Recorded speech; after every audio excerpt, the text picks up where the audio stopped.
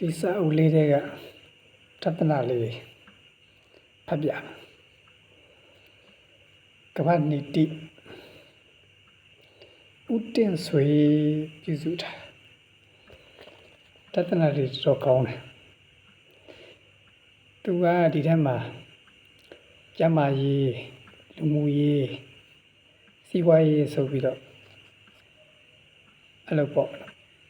သူကဏ္ဍလေးနဲ့သူခွဲထားတာအဲ့ထဲမှာကျမ်းမာရေးနဲ့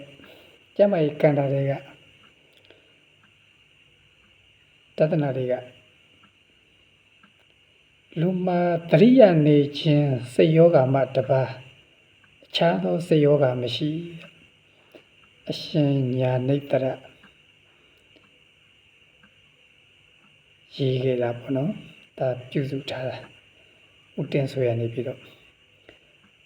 စိတ်ယောဂဖြစ်တဲ့သူတွေစိတ်ယောဂဖြစ်ပြီးတော့ပေါ့နော်ဆေးရုံရောက်နေတဲ့သူတွေဒီစာအရာဒီတသနာအရာဆိုလို့ရှိရင်တစုံတစ်ခုကိုတရိယာနေလို့နော်တစုံတစ်ခုကိုအလွန်ကျွံတရိယာလို့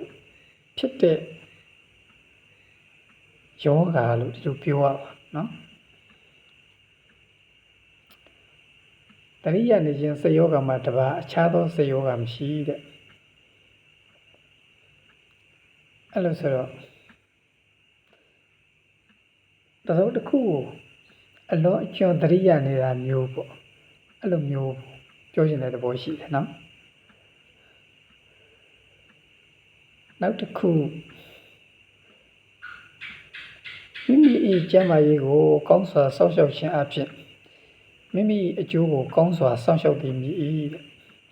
ဒါတော့ရှင်းပါတယ်နော်ဒေါ်မမခင်တဲ့ရေးတာ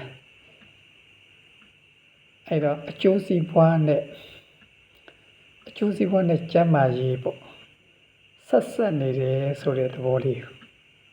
ဒီမှာပြောပြတယ်နော်ကျန်းမာရေးကိုကောင်းစွာစောင့်ရှောက်မှမိမိရဲ့အကျိုးစီးပွားကိုစောင့်ရှောက်တယ်မိတယ်တဲ့စီးပွားရေးတစ်ခုလုပ်တဲ့နေရာမှာဘယ်လောက်ပဲစီးပွားရေးတွေကုန်ကျုံပြီးတော့လှုပ်ကျန်းမာရေးမကောင်းလို့ရှိရင်